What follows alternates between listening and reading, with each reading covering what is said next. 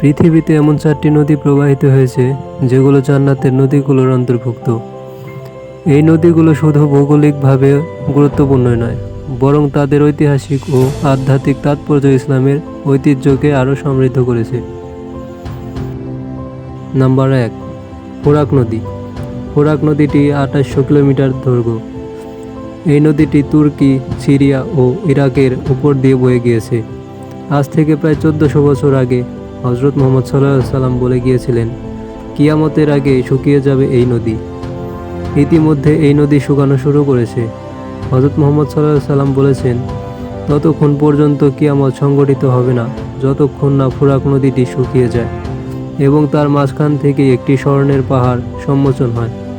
মানুষ এই স্বর্ণের জন্য যুদ্ধ করবে এবং প্রতি 100 জনের মধ্যে 99 জনই মারা যাবেন।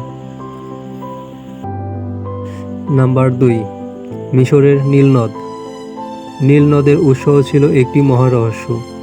নীল নদটি সহিহ মুসলিমে বিশেষভাবে উল্লেখ করা হয়েছে, যেখানে রাসূল সাল্লাল্লাহু আলাইহি সাল্লাম বলেছেন, নীল নদ ও ফোরাক নদ জান্নাতের নদীগুলোর মধ্যে একটি রয়েছে।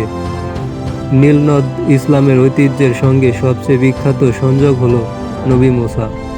তার মা ফেরাউনের হাত থেকে তাকে রক্ষা করার আশায় নীল নদে ভাসিয়ে দেন। তা অবশেষে ফেরাউনের পরিবারের কাছে পৌঁছে যায়।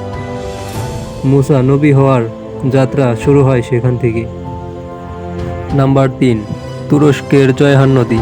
সহিহ মুসলিমে জয়হান নদীকে জান্নাতের নদীগুলোর মধ্যে একটি হিসাবে উল্লেখ করা হয়েছে, অর্থাৎ আমরা পৃথিবীতে যেসব উপহার ভোগ করি তা জান্নাতের অফুরন্ত দানের একটি ক্ষুদ্র ঝলক। এই নদী পূর্ব তারাত সম্পর্বতমালার বুরহাত নদী থেকে উৎপন্ন হয়ে প্রায় 500 কিলোমিটার প্রবাহিত হয়ে ভূমধ্যসাগরে মিলিয়েছে।